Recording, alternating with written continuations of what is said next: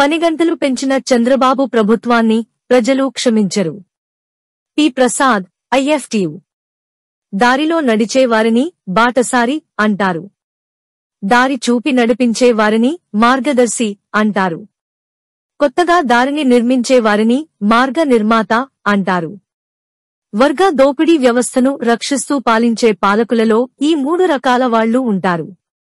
ఈ 3 రకాల పాలకులనే trend setters అంటారు.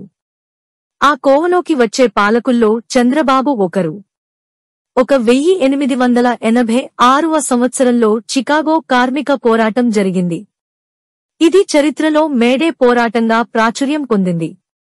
ఫలితంగా 8 గంటల పని దినం అమలులోకి వచ్చింది. ప్రకృతి నియమాల ప్రకారం రోజుకు 24 గంటల సమయం ఉంటుంది. అందులో 8 గంటలు నిద్ర కోసం, 8 గంటలు కుటుంబ జీవితం కోసం, 8 గంటలు పని కోసం. ఆ ఆఖరి 8 గంటలు పరిశ్రమలు, కర్మాగారాలు, షాప్స్ లో కార్మికుల పని సమయానికి చెందింది. నిద్రకాలం మారదు.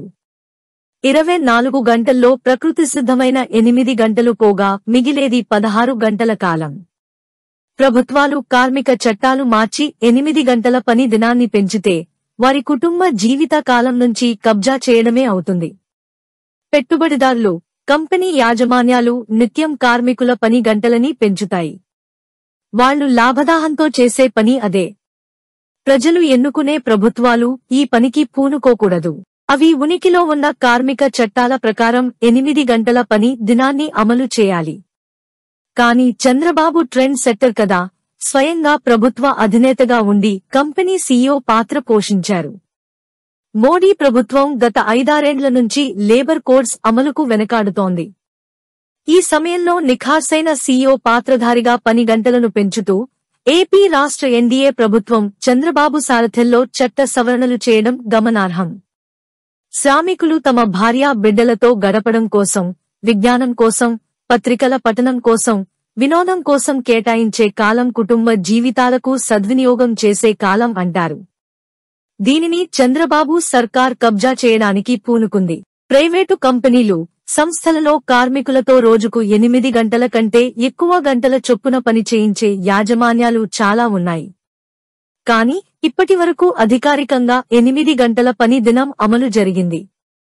ముఖ్యంగా ప్రభుత్వ రంగ సంస్థలు, పరిశ్రమలలో అమలు జరుగుతోంది. ఇప్పుడు ప్రభుత్వమే స్వయంగా పని గంటలు పెంచిన తర్వాత ప్రైవేటు రంగంలో పరిస్థితి ఎలా ఉంటుందో అంచనా వేయవచ్చు. చంద్రబాబు సర్కార్ పెంచే పని గంటలు కార్మికుల నిద్రాకాలం నుంచి సర్దుబాటుకు వీలుపడదు. అది మనిషికి అత్యవసరమైనది. పైగా అదనంగా 2 గంటల పని పెరిగితే ఆ శారీరక కష్టానికి పరిహారంగా కనీసం 1 గంట నిద్రకాలం పెరుగుతుంది. 8 గంటలకు బదులు 9 గంటల నిద్ర అవసరం. దీనిని బట్టి కుటుంబ జీవిత కాలం నుంచి కొంత భాగం నిద్ర కోసం పెంచాలి. చంద్రబాబు సర్కార్ పెంచిన పని గంటల కాలం లక్షల మంది కార్మికుల, ఉద్యోగుల కుటుంబ జీవిత కాలం నుంచి అనివార్యంగా కబ్జా చేయాల్సిందే. ఇది కార్మికులు తమ భార్యా బిడ్డలతో గడిపే కాలాన్ని కబ్జా చేయాల్సిందే. మరో ఘోరం ఏంటంటే ఇంతకాలం మహిళా కార్మికులకు రాత్రి డ్యూటీ నుంచి మినహాయింపు ఉండేది. వారికి భద్రత ఒక ముఖ్య సమస్య. ఈనాటి పితృస్వామ్య సమాజంలో పురుష, స్త్రీ కార్మికులకు సమాన అవకాశాలు ఉండవు. సమానత సాధించే పేరిట రాత్రి డ్యూటీ చేయాలని చట్ట సవరణ చేసింది. ఆ క్లాజు చూపి మహిళా కార్మికులకు తమకు తోచిన డ్యూటీలు వేసి వేధించి, బాధించి, సాధించే చర్యలు ఏం జరుగుతాయో తెలియనిది కాదు.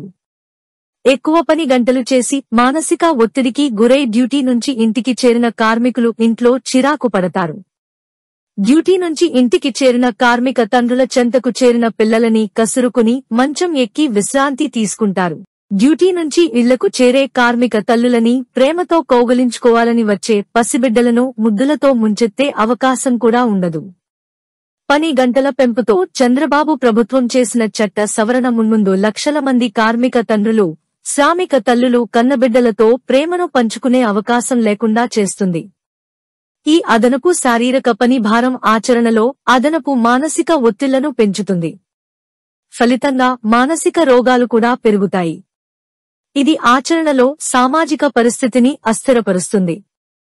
ఇది చరిత్రలో అతిపెద్ద సామాజిక నేరంగా మారుతుంది. నూరేళ్ల క్రితమే యాంత్రిక యుగం దాటి, ఇటీవల ఇంటర్నెట్, కంప్యూటర్ యుగం కూడా దాటి, కృత్రిమ మేధ దశలో చేరుకున్నాం. ఒక్క మాటలో చెప్పాలంటే, ఇలాంటి నూతన అన్వేషణల గురించి నిత్యం మాట్లాడే చంద్రబాబు కార్మికుల పని కాలాన్ని పెంచుతూ చట్ట సవరణ చేయడం ఘోరం. ఇందులో జీతాలు, నిరుద్యోగం, సర్వీసుల క్రమబద్ధీకరణ వంటి మరెన్నో కోణాలు కూడా ఉన్నాయి. వాటిలోకి ఇప్పుడు వెళ్లడం లేదు. చంద్రబాబు ప్రభుత్వాన్ని చరిత్ర క్షమించదు. ఈ లక్షలాది కార్మికులతో పాటు వారి భార్యా బిడ్డలకు చేసే ఇలాంటి అన్యాయాన్ని సమాజం కూడా క్షమించదు. కార్మిక వర్గం పట్ల ఇలా వ్యవహరిస్తే మూల్యాన్ని చెల్లించక తప్పదు. కాలం ఎల్లప్పుడూ ఒకేలా ఉండదు. కార్మిక వర్గం ఆలస్యంగా అప్రమత్తం కావచ్చు. శ్రామిక వర్గం కళ్లు తెరిచిన రోజు ఈ ట్రెండ్ సెట్టర్స్ చరిత్ర చెత్తకుప్పలోకి చేరక తప్పదు. పి. ప్రసాద్, భారత కార్మిక సంఘాల సమాఖ్య, IFTU. మరిన్ని మధ్యతరగతి, కార్మిక, కర్షక, విద్యార్థి ఉద్యమ వార్తల కోసం మన వైజాగ్ స్టీల్ సమాచార్ యూట్యూబ్ ఛానల్లో సబ్స్క్రైబ్ అవ్వండి.